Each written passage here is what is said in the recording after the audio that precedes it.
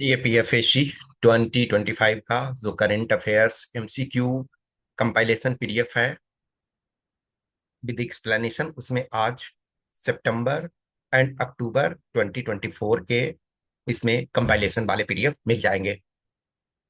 I hope कि आप चीजों को सही तरीके से वर्क कर रहे हो। The more you work better confidence will come. Exam में नॉलेज बहुत महत्वपूर्ण है, लेकिन नॉलेज के साथ साथ आपको उसको यूज करने आना चाहिए। It is not just about memorization, it is about utilization.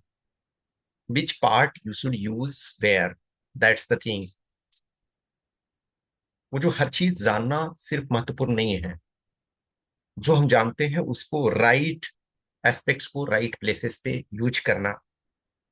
MCQ जो क्वेश्चन होते हैं उसमें सबसे जरूरी है कि हमें पूरे होलिस्टिक में समझने की जरूरत होती है। कुछ एक्सेप्शन क्वेश्चन को देख लिया जाए तो छोड़ दिया जाए, जहां हमको क्लू मिल जाता है तो विदाउट दिमाग लगाए हुए भी कर लेते हैं। लेकिन आज के डेट में जो पैटर्न आप देख रहे हो, जो एस्पेक्ट्स को देख रहे हो, तो जरूरी है कि आपको समझ विकसित हो। प्लस करंट अफेयर्स के जो एस्पेक्ट्स हैं वो आपको पेपर टू में भी हेल्प करेंगे।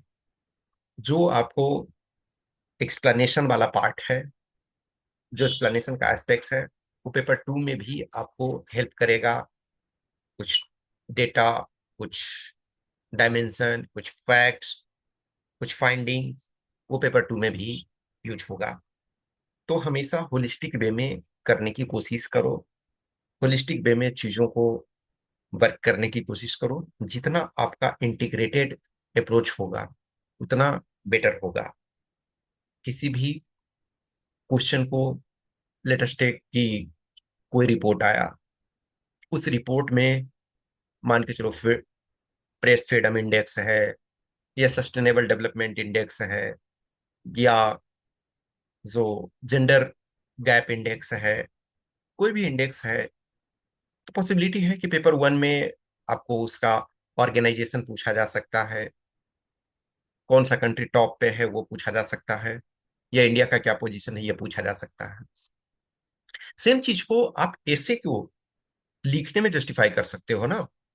जैसे विमेन एम्पावरमेंट पे है तो जेंडर गैप इंडेक्स का रिपोर्ट आप जानते हो, फ्रीडम इंडेक्स का रैंक जानते हो इंडिया का, तो उसमें आप लिख सकते हो। तो कोई भी चीज जो है वो इंटीग्रेटेड वे में देखने की जरूरत है। कुछ ट्रेडिशनल क्वेश्चंस जो पेपर वन में आते थे आप देख रहे हो पेपर टू में भी वो क्वेश्चन पूछे जा रहे हैं। फिलोसफिकल डायमेंशंस भी आपके पूछे जा रहे हैं। तो हर वे में अपने को तैयार रखो। और करंट अफेयर्स जो है, पेपर वन हो पेपर टू हो, दोनों में इंपॉर्टेंट रोल प्ले करता है। पेपर टू का जो एसे ही है, तो उसमें आप करंट के एस्पेक्ट्स को ऐड करोगे तो आपका वैल्यू इन्हांसमेंट करेगा। पेपर वन पेपर टू में डिफरेंस ये है कि पेपर वन में 100% मार्क्स मिलता है या जीरो या निगेटिव। उसमें बीच का कोई मार्क्स नहीं होता है। इधर टू मार्क्स में से टू फुल मिल जाएगा, या हमने अटेम्प्ट नहीं किया तो जीरो मिलेगा, या अटेम्प्ट किया वो गलत हुआ तो वन थर्ड निगेटिव, यानी कि 0.67 मार्क्स जो है वो रिड्यूस हो रहा है। पेपर टू में अनलेस एक्सेप्शनल केस ना हो तो आपको जीरो नहीं दिया जाता है, और पेनाल्टी निगेटिव तब दिया जाता है जो आपने किसी रूल को फॉलो नहीं किया हो, ब्लंडर किया हो उसमें। अदरवाइज जो है कोई ऐसे है 20 मार्क्स का है, तो उसमें किसी को 8 मिल रहा है, किसी को 12 भी मिल रहा है। तो जो 8 से 12 का जर्नी है, और किसी को 5 भी मिल रहा है, 3 भी मिल रहा है, उसमें आपको करंट अफेयर्स के एस्पेक्ट्स को ऐड करोगे तो बेटर होगा। इवन जैसे फिलोसफिकल टॉपिक्स भी है, तो ट्राई करो कि कुछ करंट के एस्पेक्ट्स को ऐड कर सकते हो तो ठीक है, तो ये हेल्प करेगा। कुछ भी क्वेश्चंस, क्यूरी, डाउट्स होता है तो आप हमें कमेंट कर सकते हो, या पर्सनल कोई भी एस्पेक्ट्स है तो आप हमें मैसेज कर सकते हो इस व्हाट्सएप नंबर या इस टेलीग्राम नंबर पे। Keep working, teach your journey. ठीक है, थैंक यू।